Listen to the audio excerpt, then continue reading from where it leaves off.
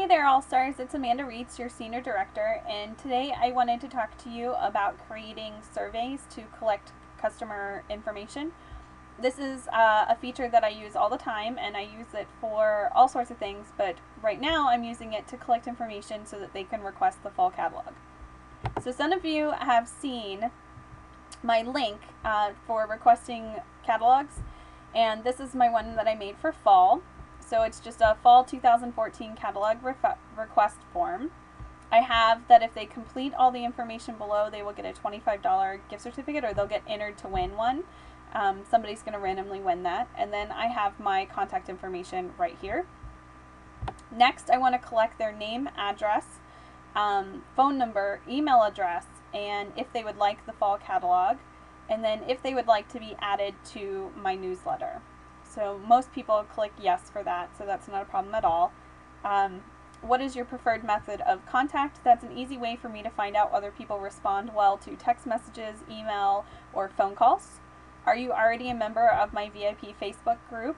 That way they can answer whether they are, what they like about it, and whether they'd like to be added. Are you interested in a home party? One of the things that I really like about this is that it's pretty specific, so you can put in here September, October, November, and December, maybe, and not at this time.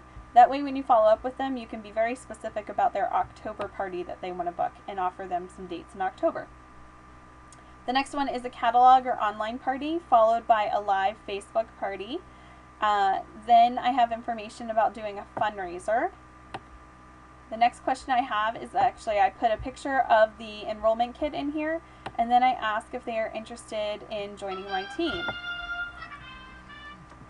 Sorry about that. I also have information below that on what areas of their home or car do they need some help with organization. So that's just, again, something else for me to talk about when I follow up with them. So the first thing you want to do is go to surveymonkey.com. Sign up for your free account. You can upgrade to a pro account, but I tend to use the features of the free account, so I don't find a reason to do that. Then you're going to want to log in and create a survey. So I have several surveys in here, so a lot of times once I create a survey, I can actually copy it or use it as a template for my next survey. But for this one, we're just going to go ahead and create a new survey. So I'm just going to put team test, team test survey in here, and hit continue. Okay, so when you're on the design section, you can change the colors right here if you want to. Most of the time I just leave it the way it is. The first thing I'm probably going to do is edit the title. So make sure that it says what you want it to here. So maybe you would have Fall 2014 Catalog Request in here. And that's just how you will see it for yourself. Right here, and your customers will see that in the bold section. Then you can edit your page options. And this is just where you can put some information, and I'll put like enter to win,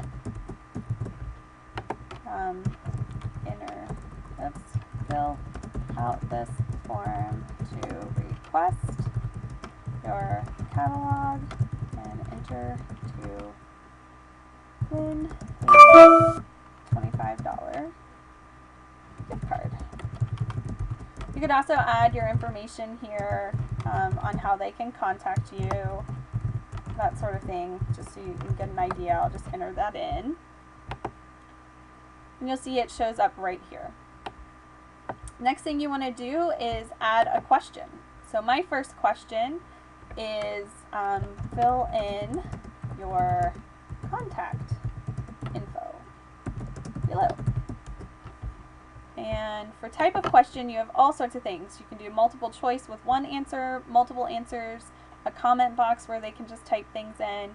I do like to try to make it easy on them, so what I like to do is I will do a matrix of choices sometimes.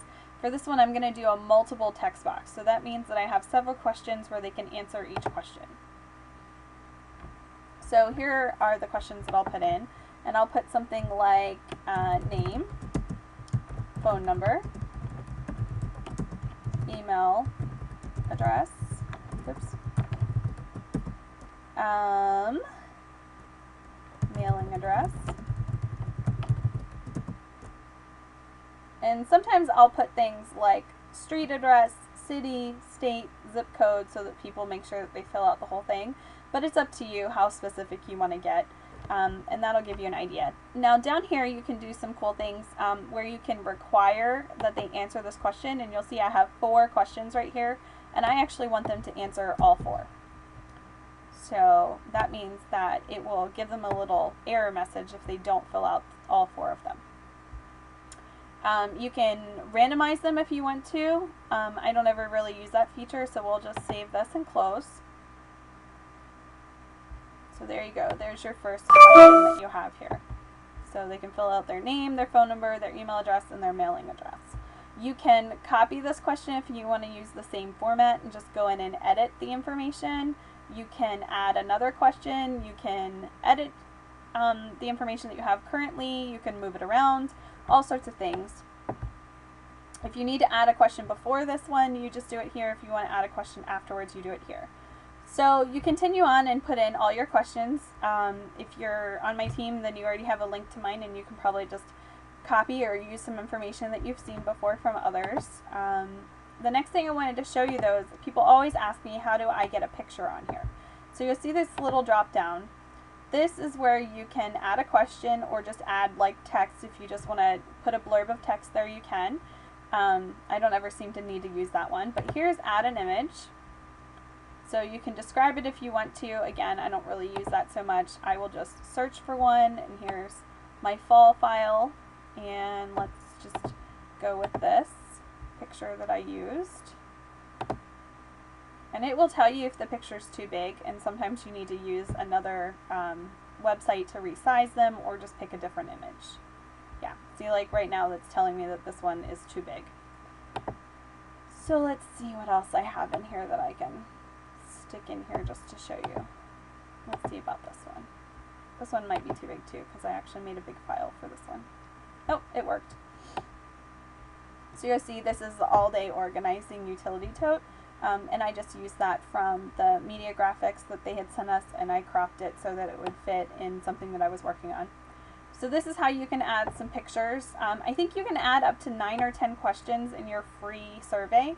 So if I don't have 9 questions, I do add in enough pictures, because your pictures do count as one question space. So I will add those in just to add, you know, some interest to it or something. But really, I want to collect a lot of information from them, so I use most of my question space, and then I usually just add the enrollment kit because it's a large amount of products that we're going to have coming up. So once you're done with that, you can go to the Send Survey button here. Let's assume your whole survey's done. And this gives you a link that you can copy and post and have people fill out your survey. You can also email out this link, anything you want to do. Then once you go in and you want to check it, when it pulls up this little area here, you can analyze your results. And if you were to have people who had filled out your survey, it would say like you have 3 surveys filled out or something. You want to click on individual responses, which may or may not work right now. And it will have the answers to each thing individually. One thing you cannot do is you cannot export that information. That is a paid feature. So I just go back and reference these quite often, and if I'm looking to book a party and I need to follow up with somebody that maybe I've forgotten about, I check through these every so often throughout the season just to make sure I've touched base with everybody and try to follow up with them. Sometimes what I like to do is actually print them out and put them in a binder and follow up with them that way as well. Anyway, I hope this was helpful and gives you an idea of how to use your surveys. It's really easy to just put it out there that you're going to be mailing out catalogs and have people respond if they want to get a catalog, and that way you probably just get their name and address. But when they fill out the survey, you really do get some information from them, like if they're interested in 31, if they want to host a party or a fundraiser. Those are all questions that you really want to know from them anyway, and you'll be really surprised the people that do fill out the survey and the information and the feedback that you get.